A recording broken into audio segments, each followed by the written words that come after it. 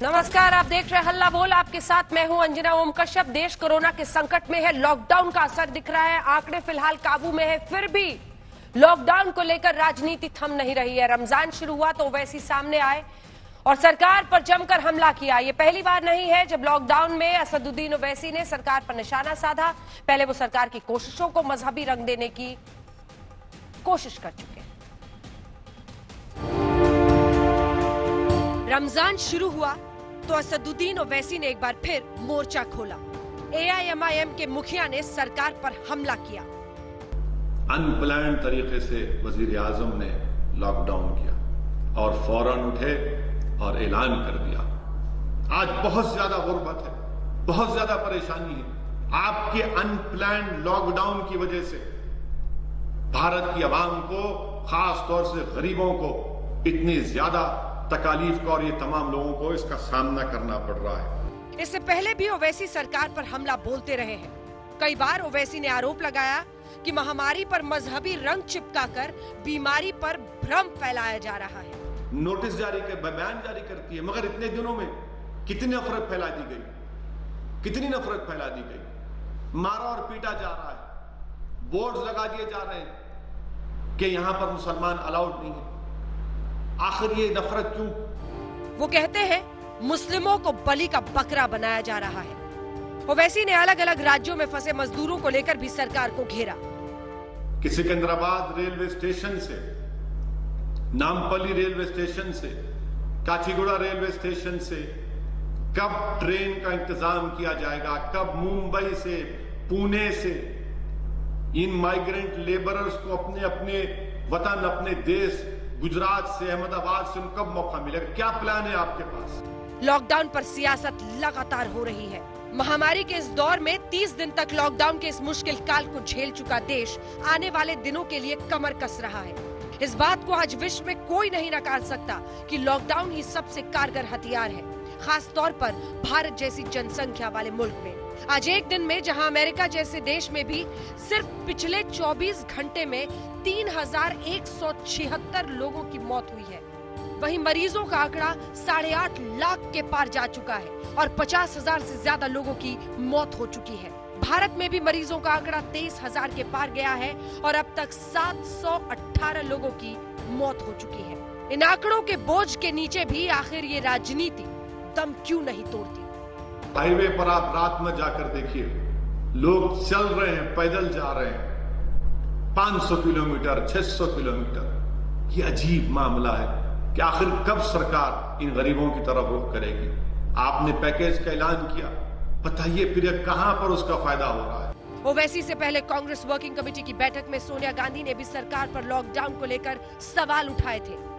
The lockdown continues and all sections of our society continue to face acute hardship and distress, particularly our kisans, our khet mazdoors, our migrants, labor, construction workers, and workers in the unorganized sector.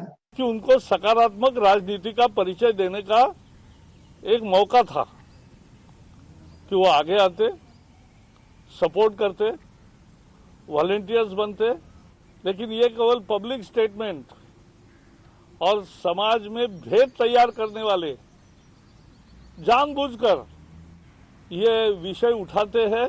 ये देश के स्वास्थ्य मंत्री भी साफ कह चुके हैं कि जब तक इस बीमारी की वैक्सीन नहीं बनती, लॉकडाउन और सोशल डिस्टेंसिंग ही सामाजिक वैक्सीन है, जिसके दम पर हम ये लड़ाई जीतेंगे। सबसे अच्छी बात यह है कि टेस्टिंग बढ़ाते जाने के बावजूद भी हमारे जो पॉजिटिव केसेस हैं उनकी संख्या 3-4% से ज्यादा नहीं बढ़ रही है।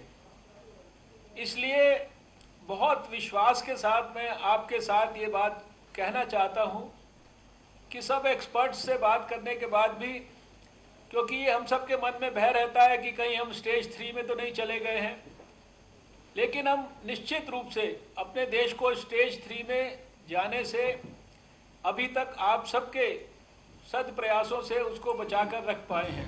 प्रधानमंत्री ने भी कहा कि इस मुश्किल घड़ी में लॉकडाउन से ही जीवन बचेगा। हाथ जोड़कर हर मुश्किल झेलकर लॉकडाउन का पालन करने वालों को उन्होंने धन्यवाद किया। आप सभी देशवासियों की तपस्या आपके त्याग की वजह से भारत अब तक कोरोना से होने वाले नुकसान को काफी हद तक टालने में सफल रहा है। फिलहाल देश में तो लॉकडाउन है, लेकिन सियासत का लॉकडाउन कब होगा? आज तक ब्यूरो। आइए चर्चा की शुरुआत करते हैं। इसी विषय पर संगीत रागी जी पॉलिटिकल एनालिस्ट हमारे साथ जुड़ गए हैं। हमारे साथ सैयद आसिम वकार प्रवक्ता AIMIM के लखनऊ से जुड़ गए हैं। तारिक फतेह साहब हमारे साथ जाने माने लेखक भी इस विषय पर जुड़ गए हैं। मैं आपके साथ शुरू करना चाहती हूं तारिक फतेह साहब। मजदूरों को लेकर सरकार कोई ठोस कदम नहीं उठा रही, लॉकडाउन में अनदेखी हो रही है, लॉकडाउन में ये हो रहा है, लॉकडाउन में वो हो रहा है। इस क्रिटिसिज्म के बीच ये आरोप भी कि मुस्लिमों को ही टारगेट किया जा रहा है, उनकी छवि खराब की जा रही है। सही है क्या? दम है इस दलील में? देखें, अगर पूरी दुनिया के हिसाब से देखे जाएं तो हिंदुस्तान में तो बहुत ही कम असर हुआ इसका, और वो इसीलिए कम है क्योंकि एकदम लॉकडाउन हुआ। जिस चीज़ को वैसी साहब कह रहे हैं कि साहब बगैर प्लान्ड लॉकडाउन नहीं होता है। ये जंग है, ये जंग अजीम है। ये पूरी दुनिया में इतने डेवलप कंट्री, मैं यहाँ कनाडा में रहता हूँ, यहाँ बंद पड़े हुए हैं लोग, जो हमारे यहाँ भी होमलेस होते हैं, पुल के नीचे कोई सो रहा है, किसके, ये आम आदमी जाके हेल्प कर रहा है, हुकूमत भी कर रही है। लेकिन इसको सियासी रंग देना और फिर मजहबी रंग देना, और वो भी AIMM जो खुद एक इस्लामिक पार्टी है, यानी या तो वो हिंदुस्तान की सियासी पार्टियों में उसे वो हो जिसका नाम में ना हो इस्लामिक पार्टी। आप तो बैठे हैं उस नुमाइंदगी करने के लिए और धमकी देने के लिए।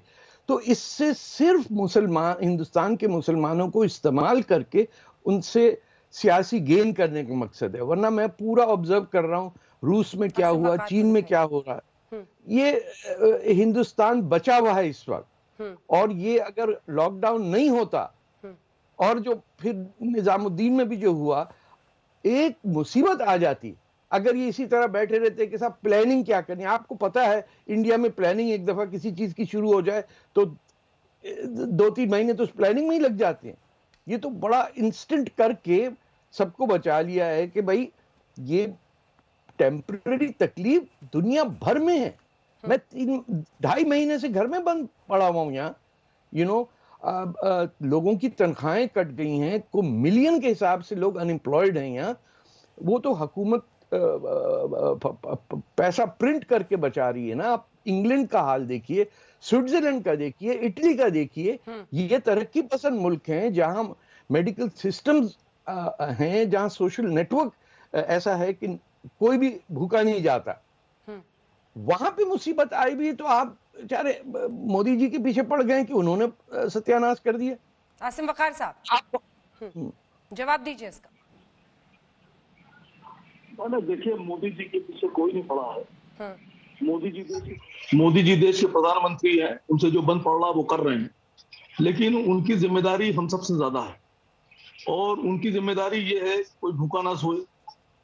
लोग जो बहुत परेशान हैं, जिनके पास कारोबार नहीं है, उनके बारे में सोचना प्रधानमंत्री की जिम्मेदारी है। लेकिन यहाँ के ऊपर मैं देख रहा हूँ सरकार तो खाना नहीं बांट रही है। आम आवाम अगर ये कमान अपने हाथ में ना लेता तो आज मैं समझता हूँ देश में एनआरकी की नौबत आ गई थी। क्योंकि सरकार की एक भी गाड़ी राशन बांटने वाली मेरी नजर से तो नहीं गुजरी, किसी की नजर से गुजरी हो तो हो सकता हो गुजरी हो कहीं, लेकिन मुझे लगता है कि सरकार की जिम्मेदारी आवाम उठाए हुए है। और मोदी जी ने वाकई में अनप्लान तरीके से ये काम किया है। अगर इसकी प्लानिंग की गई होती और तैयारी की गई होती तो मैं समझता हूँ ये ज्यादा बेहतर तरीके से हम लोग कर सकते थे। और अभी भी वक्त है, अभी वक्त गया नहीं है, अभी भी हम थर्ड फेज में नहीं है। और हमारे ऊपर करम भी है ऊपर वालों का, और हमारे लोगों का सहयोग भी है, हमारे देश की आवाम का सहयोग है कि वो सरकार के साथ खड़ी हुई है कंधे से कंधा मिलाकर। अब नहीं, कंधे से कंधा मिलाने के लिए तो आपके तेवर भी नहीं दिख रहे। ये आप एनआरसी कहां से ले आए? मुझे यकीन नहीं हो रहा है। आपने एनआरसी पे क्या कहा? कोरोना के इस वक्त में आपने एनआरसी पे क्या कहा? कुछ नहीं बोला मैं एनआरसी पर। आपने एनआरसी का नाम लिया, शायद आपने गलत सुन लिया है। आपने शायद कुछ गलत सुन लिया है। अच्छा, आपने एनआरसी का जिक्र नहीं किया, ठीक है। आप ये कह रहे हैं कि मोदी जी बहुत अच्छा काम कर रहे हैं। नहीं, मोदी जी काम देखिए, प्रधानमंत्री हैं, उनकी जिम्मेदारी हम सबसे ज्यादा है। उनके कंधे पर बोझ भी हम सबसे ज्यादा है, तो लिहाजा काम भी वो ज्यादा ही करेंगे। मैं समझता हूँ कि लेकिन अगर उन्होंने हर चीज को वेल प्लान तरीके से किया होता तो और बेहतर तरीके से हिंदुस्तान में हालात होते। अभी भी हालात बुरे नहीं है। प्लान लॉकडाउन होना चाहिए था। तारिक फतेह साहब, अरविंद वाजपेयी जी भी जुड़ गए। मेरी एक बात सुनिए, ये वही बात, ये पता क्या बात है कि साहब जल्जले के लिए प्लान नहीं किया, ये ऐसी बात है। अर्थ में कहा फ्लड आ जाए और बोले साहब प्लान नहीं किया। अरे क्या प्लान करेंगे, किसी को पता ही नहीं था। मैं जनवरी तक वहां दिल्ली में था, सिर्फ ये पता था कि चीन के एक शहर के अंदर ये अजाब आया हुआ है। किसी को आइडिया नहीं था कि ये कैलिफोर्निया पहुंच चुका था उस वक्त तक। पहली मौत जो अमेरिका में हुई है वो अभी ट्रेस हुआ कल, कि वो उस वक्त तक मिड जनवरी तक पहुंच चुका था वहां। हिंदुस्तान में भी बहुत बड़ा एक जो लोग समझते नहीं कि हाथ मिलाने के बजाय नमस्ते कहने का जो हमारा रिवाज है, उससे बेतहाशा ट्रांसफर बच गए। अब दुनिया भर में लोग देखिए हाथ मिलाते हैं, गले लगाते हैं, जपियां डालते हैं, ये सब करते हैं। ये एक जो तहजीब है हिंदुस्तान की कि सब नमस्ते कहते हैं, आज बाहर लोग कर रहे हैं, क्योंकि हाथ से हाथ मिलाकर ही ये बीमारी फैली है। इसमें प्लानिंग कर ही नहीं सकते आप, ये आपके सर के ऊपर अजाब आया है। आप जो करें इस वक्त तो, और इस्लामी तरीके से तो खामोश रह के बैठिए, अपने पड़ोसी का मदद करिए। ये सियासत कहां से आगे बीच में से कि वो उन पे जिम्मेदारी है और हम पे नहीं है। अब जबान आप देखिए ओवैसी साहब की, और अगर जी ऑल इंडिया मजलिस इत्तेहादुल मुस्लिमीन के सदर जनाब असद ओवैसी साहब के बारे में बहुत सी बातें अंजना जी आप कर रही हैं, लेकिन सच्चाई ये है कि जो आप जानती हैं वो तारिक फतेह नहीं जानती। जो आपको पता है वो किसी को नहीं पता है कि मजलिस इत्तेहादुल मुस्लिमीन के प्रेसिडेंट जनाब असद साहब और उनके छोटे भाई अकबर साहब अब तक लगभग 1 लाख से ज्यादा राशन की किट बांट चुके हैं और बाकी और बट रही है।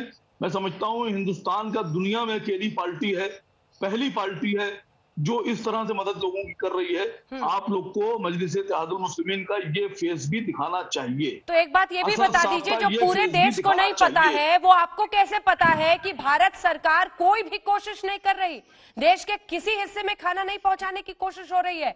ये आपको क्यों नहीं दिखता है कि जिस तरह की मुश्किल के वक्त अभी देश जूझ रहा है, अलग अलग जगहों पर लोग हैं, वो आपको भी तो दिखना चाहिए कि हर मुमकिन कोशिश हो रही है।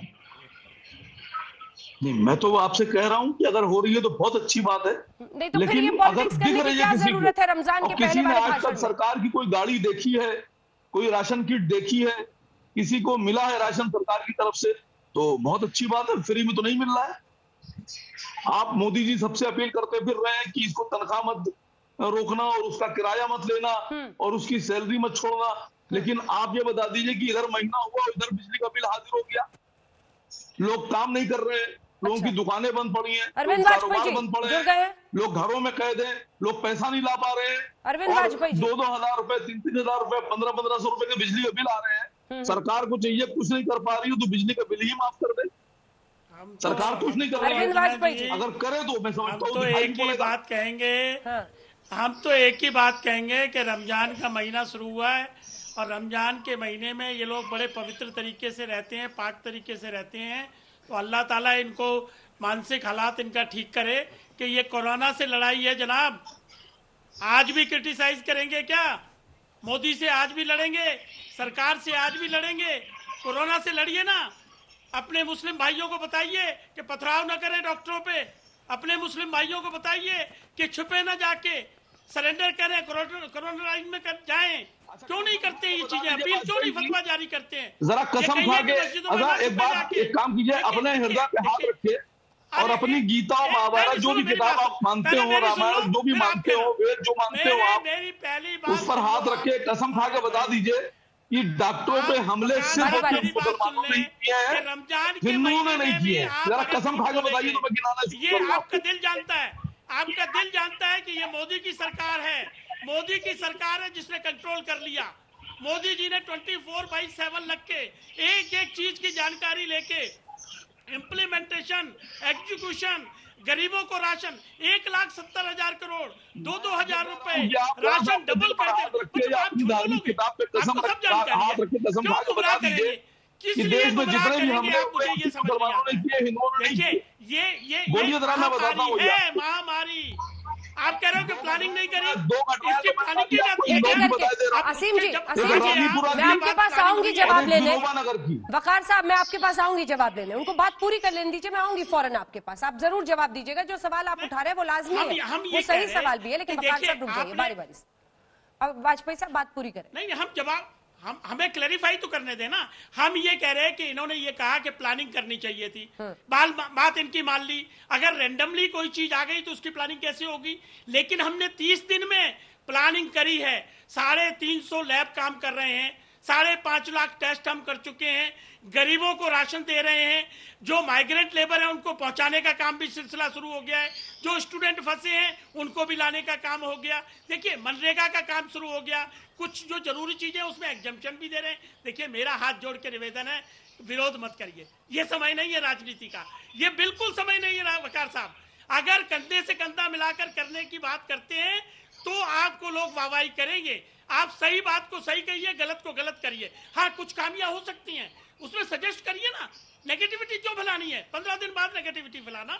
अमेरिका के हालात देखिए, जर्मन के हालात देखिए, पूरे संसार के देखिए। हमको आप शुक्र करिए, अल्लाह ताला को मनाइए शुक्र कि हमारे यहाँ अभी भी कंट्रोल कर लिया हम लोगों ने, और इसका सारा श्रेय आपको इस वर्तमान सरकार को देना होगा और 130 करोड़ जनता को देना होगा, जिन्होंने घर में अपने आप को बाकायदा लॉकडाउन कर लिया और हर तरीके से रिस्ट्रिक्शंस जो दिए वो मान रहे हैं। लेकिन आपकी जमात नहीं मान रही, माफ करना, आपकी जमात मानने को तैयार नहीं है। आपकी जमात पथराव भी करेगी, आपकी जमात लूटपाट भी करेगी, आपकी जमात राजनीति भी करेगी। आपकी तबलीगी जमात ने हिंदुस्तान में जवाब ले लीजिए। ठीक है, जवाब दीजिए इसका।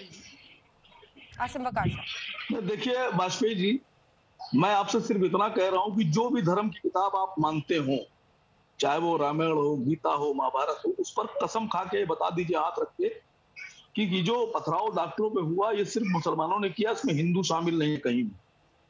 आप गलत बयानी करेंगे सर तो मैं विरोध करूंगा आपका। अगर आप गलत बयानी करेंगे तो मेरा फर्ज बनता है विरोध करना। सर खाली इंदौर में रानीपुरा और विनोबा नगर की जो घटनाएं दोनों हैं, इन दोनों में मुसलमान शामिल हैं। आपको ना यकीन आए तो आप पता कर लीजिए। मेरठ में डॉक्टर पर हमला जो हुआ वो किसी मुसलमान ने नहीं किया, हिंदू ने किया। सर कई जगह पुलिस पर हमला हुआ, हिंदुओं ने किया। अब आपको सिर्फ एक रुख दिख रहा है तो सर मैं विरोध करूंगा आपका। ठीक है वाजपेयी जी, क्यों नहीं करूंगा। दूसरी बात, बहुत छोटी सी बात, अलीगढ़ भूल गए, मुरादाबाद भूल गए, है ना, सर सुनिए, भूलते जा रहे हैं, सहारनपुर भूल गए। नहीं अपनी कन्वीनियंट के हिसाब से सर सुन लीजिए, सर सुन लीजिए, सर सुन लीजिए, सर सुन लीजिए, सर मेरी बात सुन लीजिए, सर मेरी बात सुन लीजिए। ठीक है वकार साहब बात पूरी कीजिए, तारिक फतेह से भी हाथ उठा जमात फैला रही है सर। हिंदुस्तान में एक मंदिर है इस्कॉन, और इस्कॉन मंदिर में मैक्सिमम क्या 98% 99% विदेशी रहते हैं, विदेशी आते जाते रहते हैं। इतने बड़े कोरोना के लॉकडाउन में इतनी बड़ी कहानी हो गई।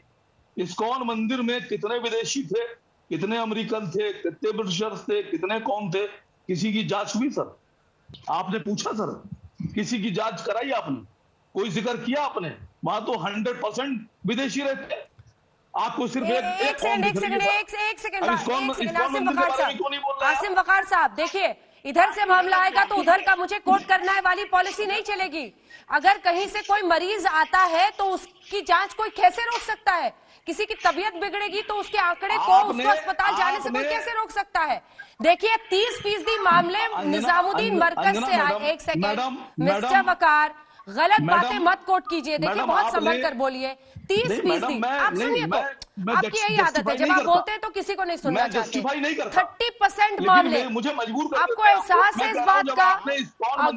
अगर देश के एक सेकेंड इस्कॉन मंदिर के फॉरेनर्स की जांच ही नहीं की तो कैसे पता कि कोरोना था कि नहीं था? एक सेकंड आसिम वकार साहब, देखिए तारिक फतेह साहब भी सिर पीट रहे हैं और मुझे भी लग रहा है कि ऐसा ही कुछ करना पड़ेगा। इतनी कम जानकारी के साथ तो कम से कम बहस में मत आइए। जब देश भर में अलग अलग जगह से जमात के लोग गए, उनकी मौत होने लगी, मृत्यु होने लगी, तब जाकर पूरा मामला सबकी रोशनी में आया। आपको पता ही नहीं है ये सब कुछ।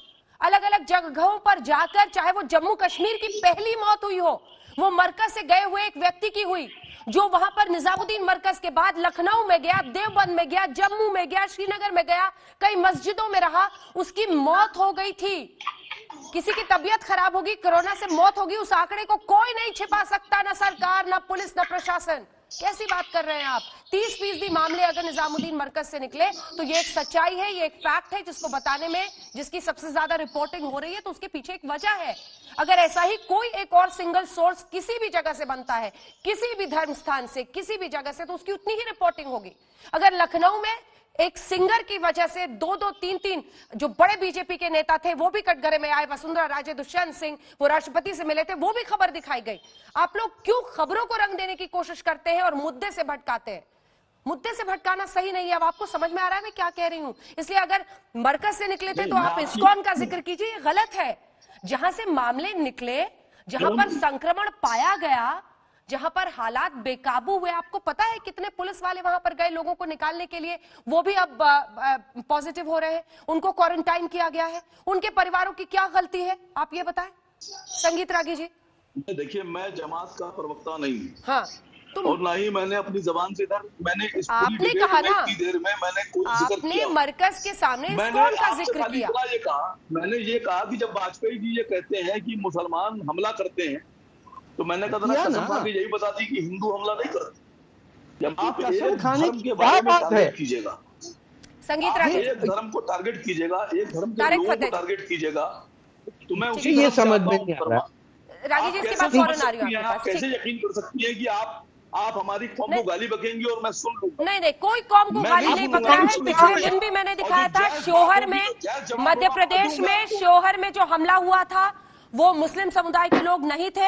ये हमने बीते दिन भी रिपोर्ट में दिखाया है। देश के जिस भी हिस्से से आता है हम रखते हैं सामने, लेकिन हाँ, हम मुरादाबाद भी दिखाते हैं, हम इंदौर भी दिखाते हैं, हम शोहर भी दिखाते हैं। वो आपसे एक सवाल पूछ रहे हैं तो गलत फैक्ट से दलील सामने मत रखिए। तारिक फतेह साहब हर जगह की बात बिल्कुल कर रहे हैं, और इसीलिए आपको बुलाया है कि आप भी कीजिए, लेकिन मेरठ की बात भी कीजिए। हर जगह की कर रहे हैं और इसीलिए आपको भी बुलाया है, लेकिन उटपटांग बात मत बोलिए। तारिक फतेह साहब, ये जो मोहम्मद अली जिन्ना की दो कौमी नजरिया है, ये आज मैं सुन रहा हूं आपके टीवी पे कि हमारी कौम, आपकी कौम कौन सी है सर? सोमालिया जाए ना फिर, यहाँ क्यों बैठे में? कौम आपकी है, कौम बना मतलब नहीं है, गद्दार की औलाद को कौम बना दिया आपने। भाषा नहीं, भाषा गलत है। आसिम वकार साहब ये गलत है। यही है, एक व्यक्ति आपसे कोई भी कोई सवाल कर ले, नहीं, भाषाई मर्यादा का ख्याल रखिए। पाकिस्तानी गद्दार मुझे बताएगा मैं सोमालिया जाऊंगा या कहाँ जाऊंगा? भाषाई मर्यादा का ख्याल रखिए। आप भी फैक्ट्स के साथ बात कीजिए ना।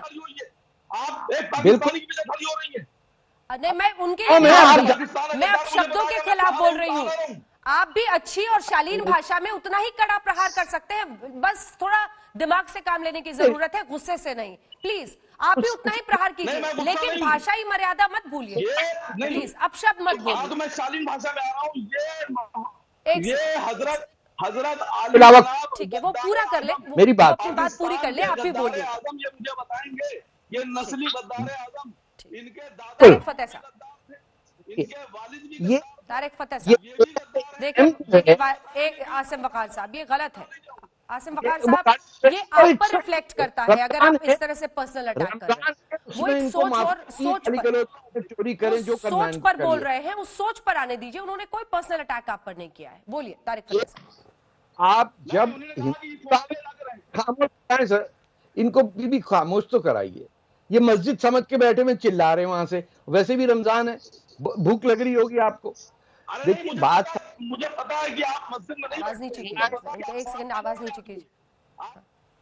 बोलिए तारिक फतेह साहब। जब आप बबीता फोगाट भी हमारे साथ आ गई। बबीता जी बहुत बहुत स्वागत है आपका। मैं आ रही हूँ आपके पास, एक सेकंड तारिक साहब बोल ले, फिर मैं आ रही हूँ। धन्यवाद। आ रही हूँ 70 साल मुल्क बनने के बाद आज एक AIMM का आदमी टीवी पे कह रहा है मेरी कौम, यानी ये वो कौम जब जिक्र करेंगे तो ये वही बात है, दो कौमी नजरिया जो आज भी हिंदुस्तान की मुस्लिम लीडरशिप के अंदर बसा हुआ है, इसको डिनाई नहीं करें।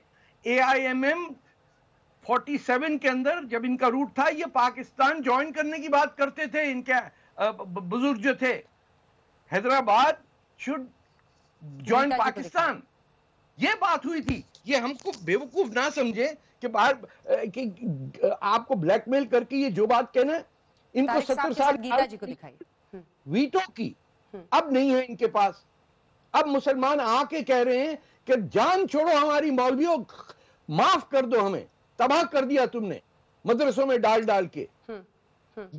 दुनिया भर में मुसलमान डॉक्टर इलाज कर रहे हैं, उनको दिखाया जाता है, हर जगह एक्सेप्ट किया जा रहा है, लेकिन ये तो हिसाब नहीं कि हमारी गर्दन में मुसलमानों को चुरी लगेगी।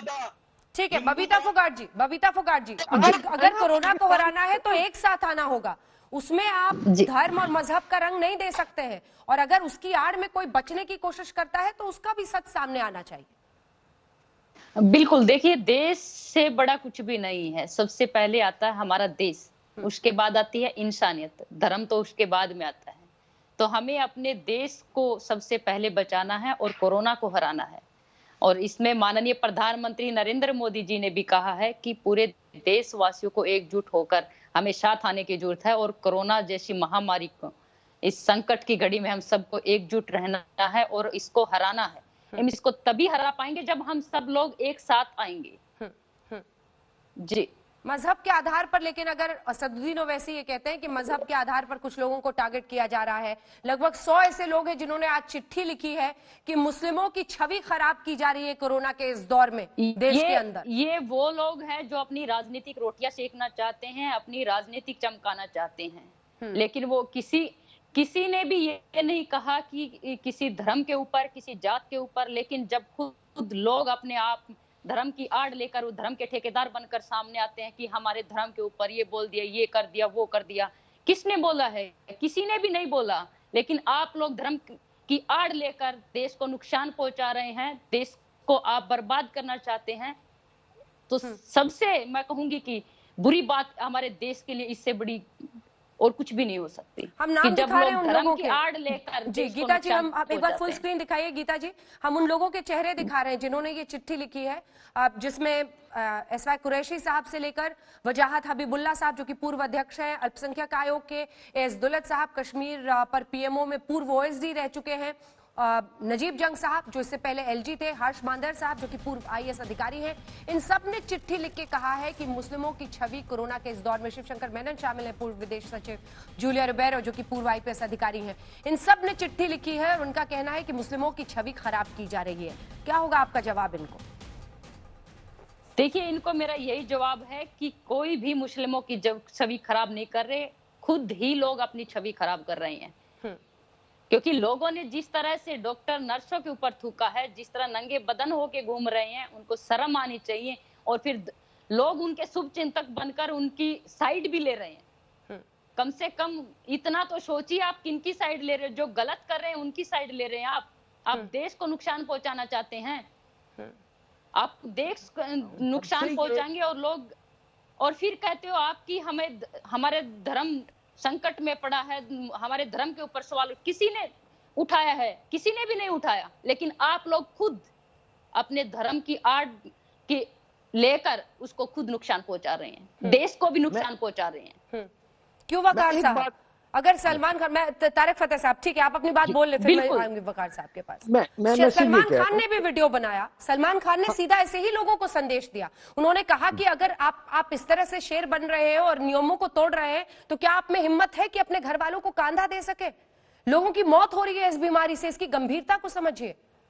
तारिक फतेह साहब देखिए, ये जब कोरोना वायरस हवा में था, लोग मर रहे थे, तो ये जो सड़कें बंद करके वो शाहीन बाग वाली जितनी खवातीन थीं जिनको बिठाया गया था, उनके हस्बैंड्स ने या उनके माँ बाप ने या भाइयों ने, उनको तो इस्तेमाल कर रहे थे ना। आपको पता था कि लोग मर रहे हैं चाइना में, आपने फिर भी जब तक उन औरतों को जबरदस्ती नहीं हटा गया, आप नहीं हटे। जब कोरोना वायरस आ गया, सब हो गया, तब भी आप बैठे रहे वहां। किसने, आप क्यों नहीं वहां गए और कहा कि हट जाइए, ये वबा फैली है पूरी दुनिया में, आप घर जाएं?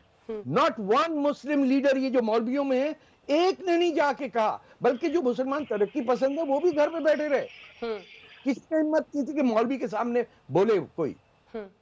वकार साहब, दोनों की बात का जवाब दीजिए, फिर मैं संगीत रागी, ठीक है संगीत रागी जी भी बोल ले, फिर एक साथ जवाब दीजिएगा। संगीत रागी जी, ये कहना असदुद्दीन ओवैसी का कि अनप्लान्ड लॉकडाउन था, इससे पहले वो बोल चुके हैं कि मुस्लिमों को बलि का बकरा मत बनाइए, ये फास्ट व्हाट्सएप फॉरवर्ड से अफवाहें फैलाकर मुस्लिमों को बदनाम किया जा रहा है। और ये अब कई बुद्धिजीवी हैं देश के जिन्होंने चिट्ठी लिखी है कि मुस्लिमों की छवि कोरोना के वक्त में खराब की जा रही है। क्या होगा आपका जवाब?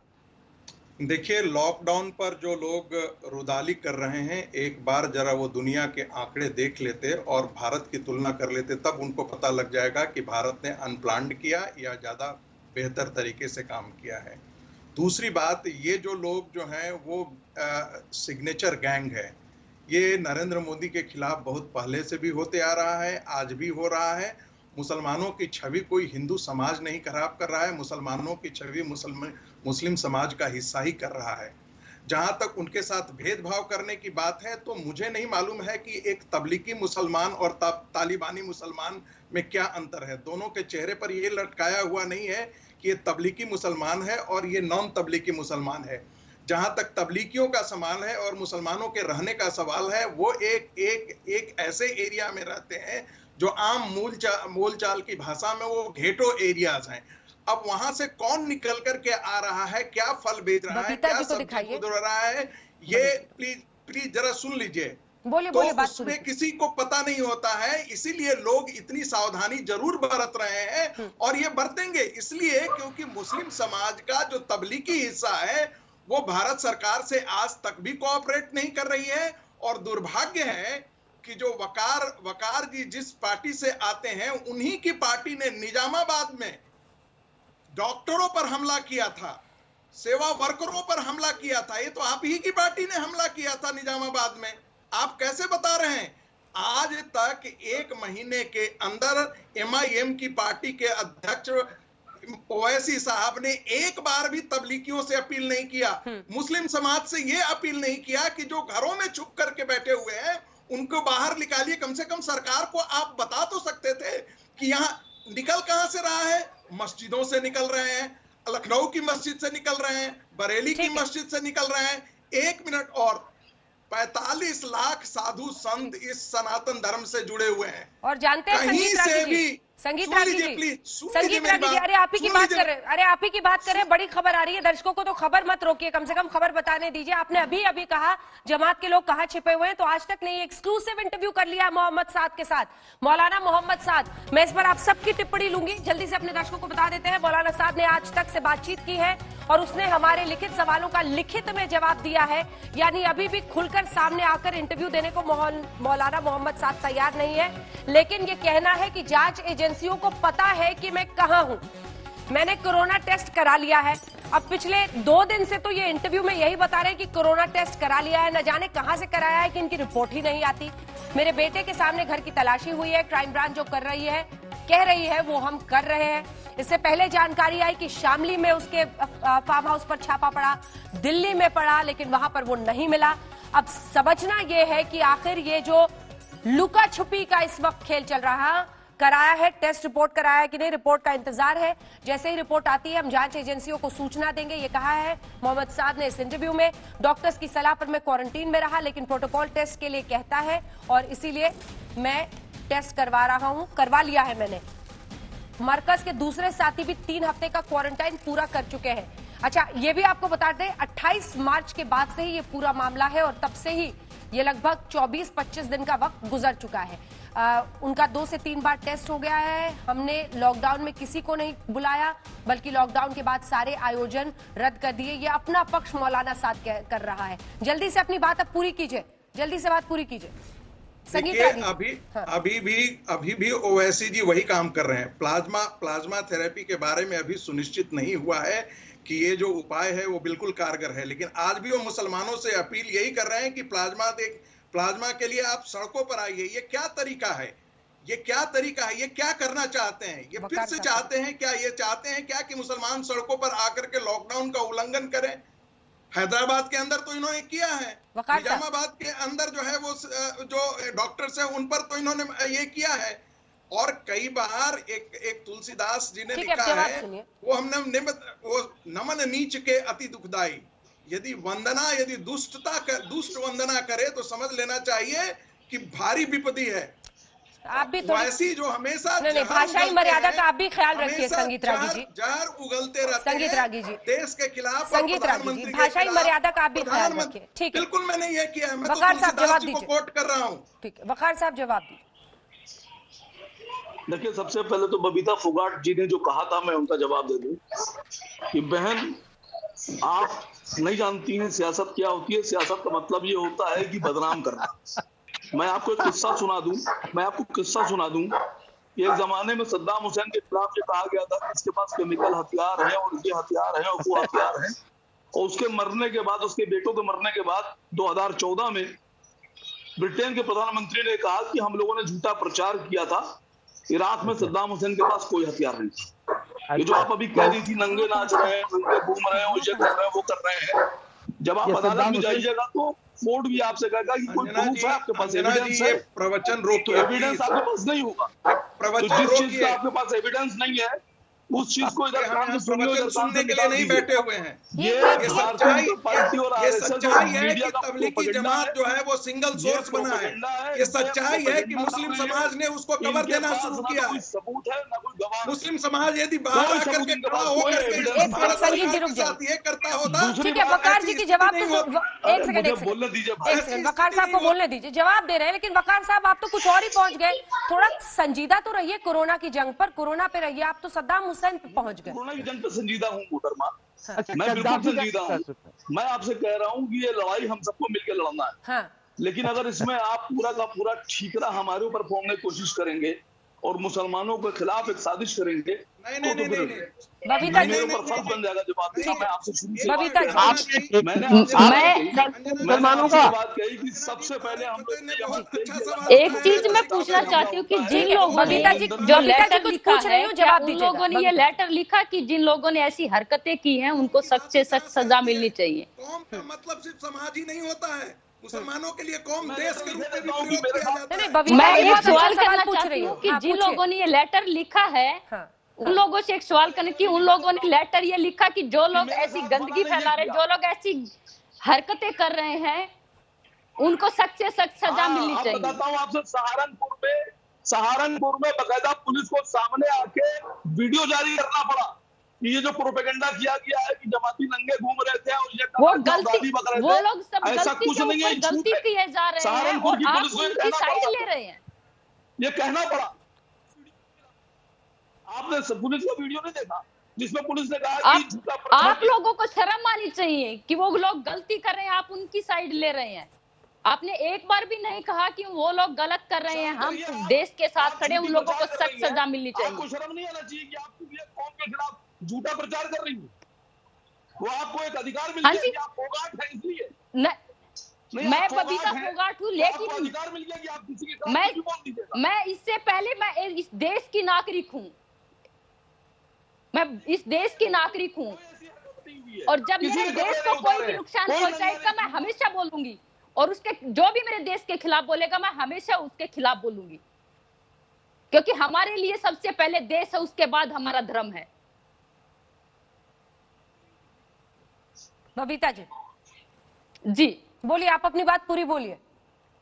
मैं यही कर रही हूँ कि जिन लोगों ने जो लेटर लिखा है, मैं उनसे एक सवाल करना चाहती हूँ कि जो लोग गलत कर रहे हैं, जो लोग देश को नुकसान पहुंचा रहे हैं, क्या आपने ये लेटर लिखा कि उन लोगों को सख्त से सख्त सजा मिलनी चाहिए?